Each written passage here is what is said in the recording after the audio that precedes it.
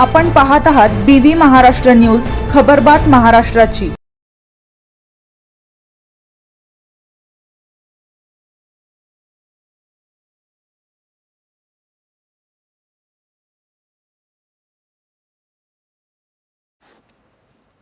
इगतपुरी तालुक्यात वनविभागाची धडक कारवाई। घरातून वन्यजीवांचे अवयव जप्त, एकाविरुद्ध गुन्हा दाखल।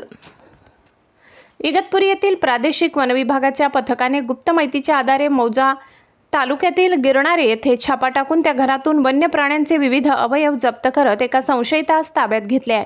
सदर प्रकरणी वन्यजीव संरक्षण अधिनियम 1972 अंतर्गत गुन्हा दाखल करण्यात आला असून आरोपीस पुढील तपासासाठी इगतपुरी न्यायालयासमोर हजर करण्यात आले होते। काल दुपारी वनपरिक्षेत्र अधिकारी इगतपुरी यांना गुप्त बातमीदारामार्फत माहिती मिळाली होती की मौजे गिरणारे येथील एका व्यक्तीच्या घरात वन्यजीवांचे अवयव बेकायदेशीररित्या साठवून ठेवण्यात आले आहेत। सदर माहितीच्या आधारे वन विभागाच्या पथकाने सायंकाळी अंदाजे 5 वाजता संबंधित ठिकाणी जाऊन कायदेशीर प्रक्रिया पूर्ण करत आरोपीच्या घराची झडती घेतली।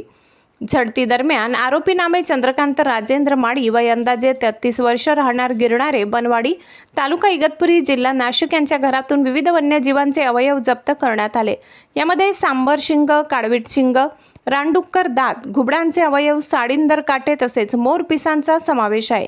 सदर प्रकरणी आरोपी विरुद्ध वन्यजीव संरक्षण अधिनियम 1972 अंतर्गत गुन्हा नोंद करण्यात आलाय। प्राथमिक चौकशीत आरोपीने सदर अवयव वेगवेगळ्या ठिकाणाहून आणल्याची माहिती दिली असून प्राथमिक धार्मिक व दैविक कार्यात त्याचा वापर होत असल्याचे सांगितले। कारवाईनंतर आरोपीस ताब्यात घेऊन वनपरिक्षेत्र अधिकारी कार्यालयात पुढील चौकशी करण्यात आली।